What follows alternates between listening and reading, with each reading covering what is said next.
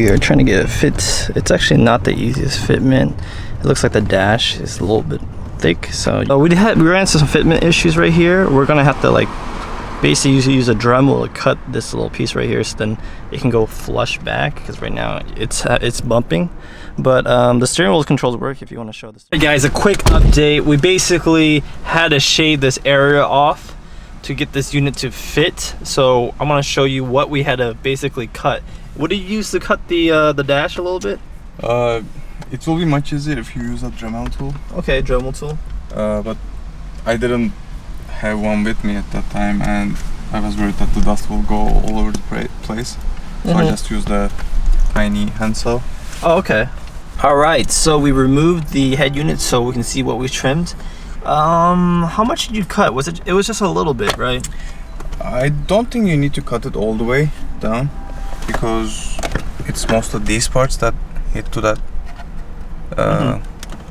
piece. This one can just stay on it. Yeah, but so it was easier to cut it all the way, because maybe if you have a Dremel tool, you can have a notch here, and it should be good enough. Okay. But I mean, there's no disadvantage in cutting them completely as well. Yeah. It looks a lot clean. You did a good job just dremeling it. Or no, you didn't dremel it. You just use a handsaw. Yeah.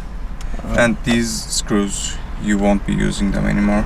Okay. But it's good to keep them in place in case you want to put your old stereo back in later. Yeah, you don't lose any functionality there. Okay. Well, so something else that I did was I routed the GPS antenna all the way behind the glove box near the dashboard to the front of the windshield. Nice. It's working really well from there. Cool. There's double-sided tape too if you wanted to tape it. Yeah.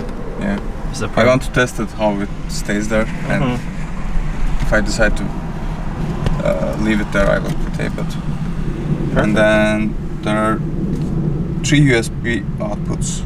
Yeah. 2 of them comes in one cable, and the third one comes in a separate cable.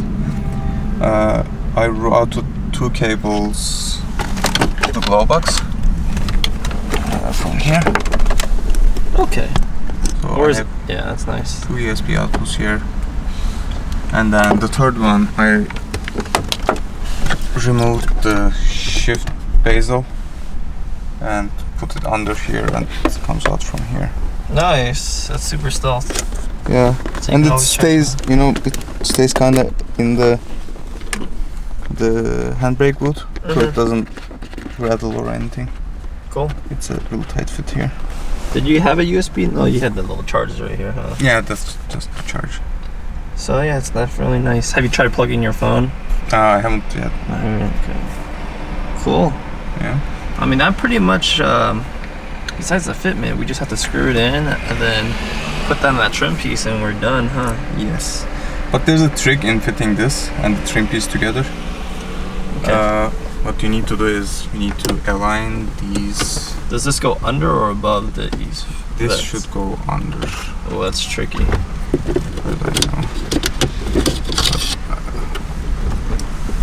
When I was mounting it, I broke this by accident, but I think it makes it easier to mount it. Yeah.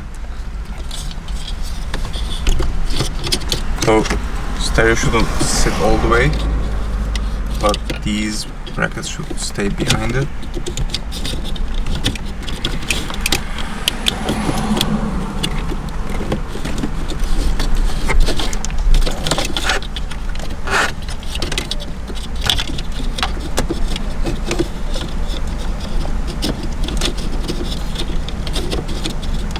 Very nice.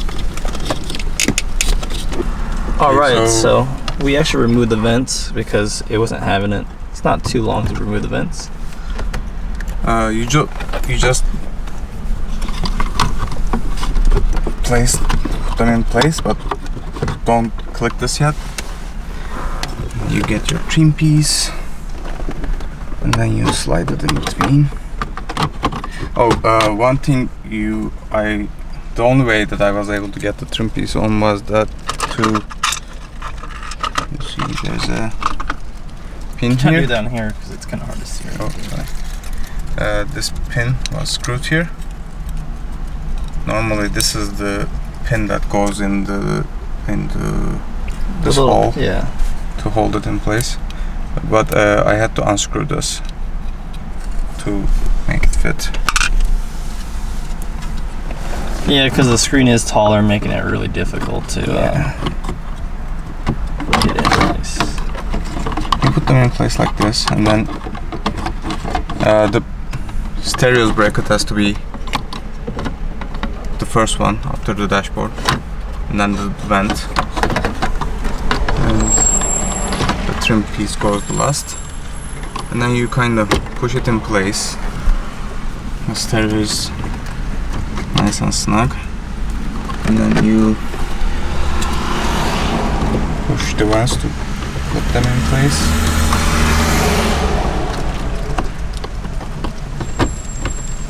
So we guided the vents into the ducts, into the back ducts right there, so it's usually a tight fit. Now remember, we still have these little screws right here. We have two, one right here and one on the other side. Yeah, we're gonna have to screw those on. But we have to get this trim piece kind of like this, so it does block some of our view, but it's the only way, because once we push it in all the way, how is a piece like this gonna be able to fit? So now we're just screwing the bolts. All right, so we got the two screws in. We turned the car on because it's kind of hot, but yeah, it's in. Now we finish off with just this trim and we should be done, right? Yeah, the pin on the other trim should hold this in place. Pretty tight. The stereo is already with snug fit around here. And we're good to go. Let's get that second piece.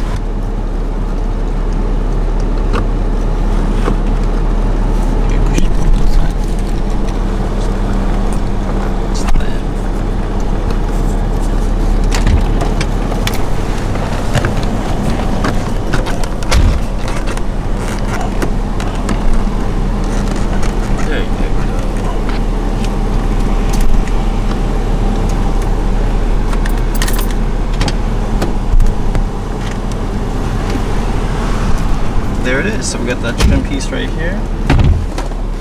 Looking good. Using Launcher 3. Did you change that background? So this was the original background. Oh, really? It's It came with it. It's a pretty easy to use and nice design. It's just that there's nothing else in this blue color in the car.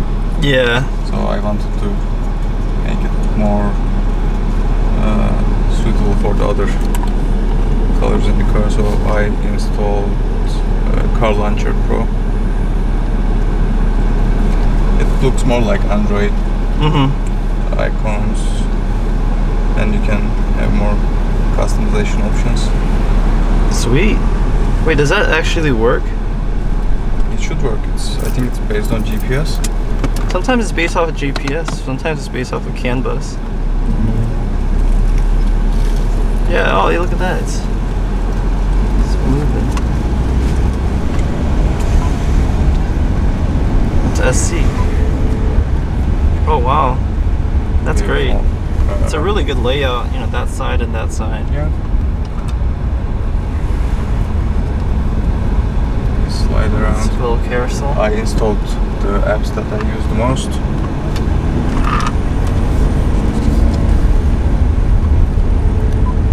Alright, he's about to pop his cherry. Okay, hear that sound?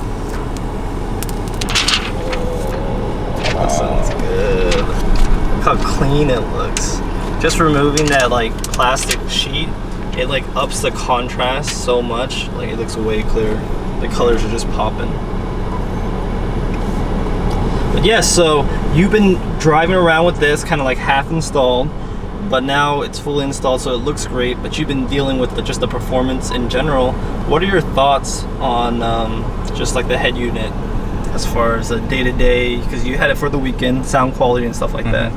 So after I installed it, I spent like half an hour to set it up, just to install the launcher, update the apps, just to configure it the way that I'm going to use it.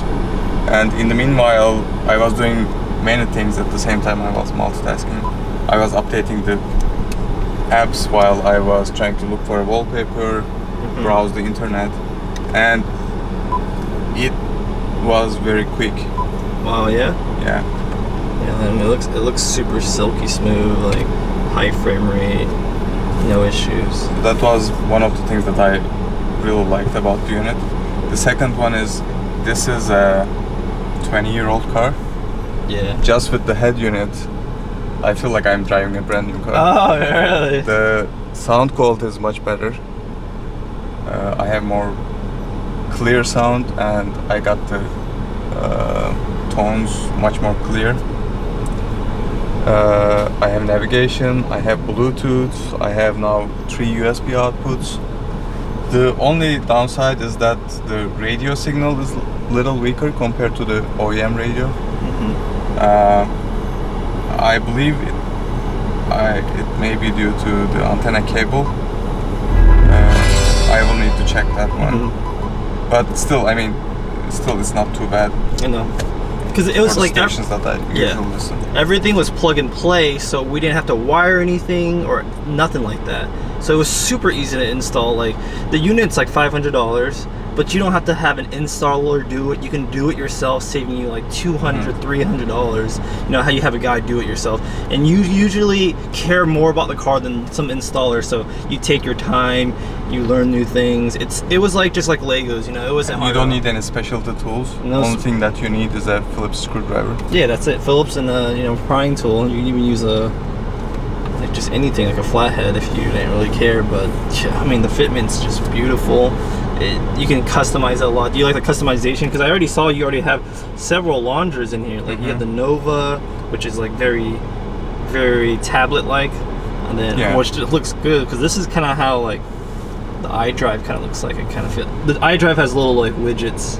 So if on the newer BMWs that I've seen, but I tried a couple launchers. I was using Nova on my phone, so I just wanted to give it a try how it looks. But at the end, I really like the original launcher. Besides the colors, you see that you have individual widgets for radio, Bluetooth, navigation, and you have the buttons set up like this. You have the EQ and stuff right there. Yeah, on the left hand side you have the amplifier settings, your brightness, setup, and then the brightness setting and your voice control. Does that work on your phone? It prompts a command on the phone. Oh, okay, cool. Yeah. So you press it, like, does the Google Voice? It worked last time. Yeah, it's awesome. Oh, use the Google Voice. As if you are saying, okay, Google. And the steering wheel controls work, all the buttons? Yeah, all the buttons work. That's really important. That's like a big feature. Yeah, you know? back and forth. I know a lot, like, again, if you bought a Pioneer... My phone button was not working before. Really? Because the car didn't have a car phone. But when I press this one, it brings up the... That's sick. Look screen. at the resolution too. It's clean. Pretty good pixel density, especially sitting as far away as we doing. Yeah, I mean, you definitely brought your car to... I have my emails coming here. Yeah, you got more information coming in, Yeah. So speaking of launchers, I installed the car launcher, and in this you can set it up as if you are setting up any Android system. You can still use the widgets from the original launcher, the Bluetooth, radio, etc. But I think this, for me, it looks much cleaner this way. So yeah, it looks great. I think you did a great job. And I'm glad the steering wheel controls work. And like I was talking about earlier, having steering wheel control working is very expensive. Aftermarket, if you had like a Pioneer Alpine, you have to buy this additional module, which is at least like 80 to 100 bucks just for steering wheel controls. And like I said, everything is included with this, so it's just really nice that, you know, instead of spending 100 bucks on steering wheel controls, you know, 100 bucks, like 30, 40 bucks trying to find the harness, other than whatever, it's just everything's included, and it just takes like you know, an hour, it took an extra amount of time just to get the fitment right, because we did have to trim a little bit, but it wasn't hard because you can use any kind of we just used like a knife, little hand saw. But yeah, looking good. Any last comments about this unit before we head out? I really like it. I got a new car almost. Just look at that. It looks crazy. Probably looks like insane at night, huh? At nighttime, it probably looks like it really sometimes something white pops up and it lights up the whole interior. Yeah, and I think there's like, I mean, brightness and stuff. Have you played with the settings at all? Yeah. So you have your default Android settings here. So the brightness you can. And you use an Android phone yourself, so you're very familiar with the Android platform. Okay, that's great. Can I just see these apps real quick? How do you go to all the apps? Here. These are mostly stock apps. I installed Torque.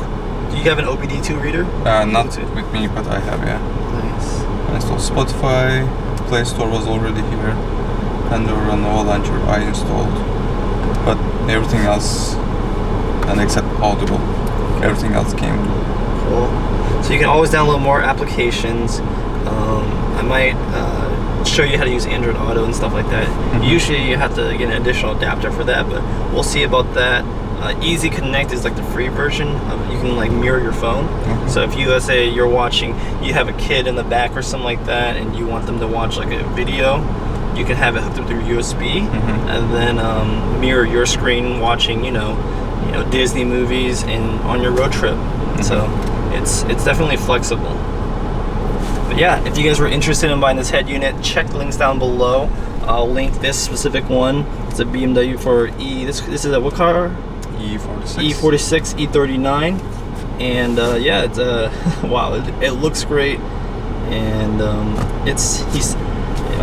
he said it sounds better than OEM, so you can't complain. Much better than the OEM. These are more of the higher end units, so these aren't the cheap $100, $200 units you'll find online. You know, this is the Dasaita Max 6 with 64 gigs of RAM, with the PX6. Let's see if I can just show up the specs real quick. So we get the system. So this is one of the top of the lines right now. We have the PX6 processor. CPU is this one's a hexa-core, which is actually, I know it's kind of weird, but people think octa-core is better than hexa-core. It depends on how fast the cores are. So this hexa-core is actually faster than the octa-core. And then you have 4 gigs of RAM, which is like insane.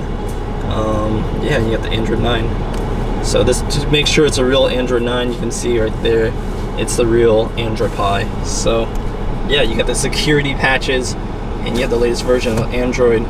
That means you'll have the best capability, like compatibility, when it comes to head units and stuff like that, or applications. Anyways, thank you guys for watching. See you guys in the next one.